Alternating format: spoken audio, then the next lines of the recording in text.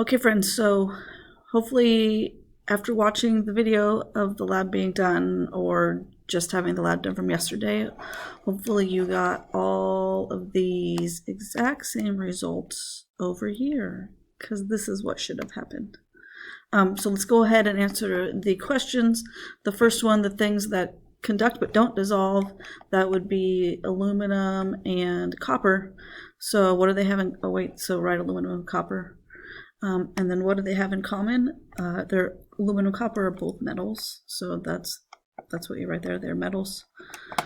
Then it wanted you to, there's things that dissolve. A bunch of things dissolve, but then those things that dissolve are split into two things. Things that conduct once they're dissolved, that's yeses and yeses. So that would be sodium chloride, calcium chloride, copper sulfate. So that's these guys. I wrote the formulas because, like, look at the formulas. Those are the next questions. So we're going to use the formulas to answer the next questions. The things that don't conduct when dissolved, that would be yeses over here, but then nos over here. So that, here we go, Y and N, that's sucrose, that's ethanol. So there's those guys' formulas. So then the things that conduct electricity once they're dissolved, looking at these formulas, like Na, that's metal, Cl is a nonmetal, calcium is a metal, chlorine is a nonmetal. You know, funnily enough, they have metals and nonmetals in their formula. When you look at the things that dissolved but didn't conduct, if you look at those formulas, like CHO, CHO, so CH and O are all nonmetals. You can add CH and O in it. I mean, water has H and O, but it doesn't just have to have CH and O. So metal, nonmetals, light up stuff. Non-metals for sure. All non-metals don't conduct electricity. So the statement about substances that do light up the bulb, well, that would be these metals by themselves, but then also conducting is lighting up the bulb. So also sodium chloride and then calcium chloride and copper sulfate.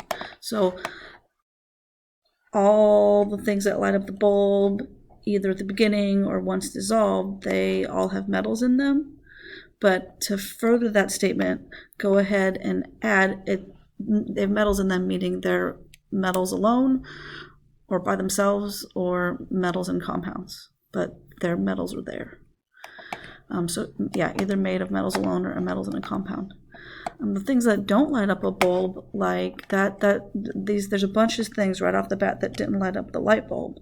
Well, some of them, like calcium chloride and copper sulfate, they have metals in them, but they didn't light up when they weren't dissolved.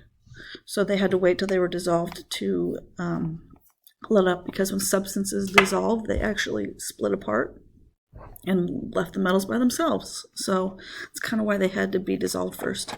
So things that don't light up are all nonmetals. So silicon dioxide, sand, SiO, those are also nonmetals. So for sure, things that aren't nonmetal, that are things that have all nonmetals in them, but also metal compounds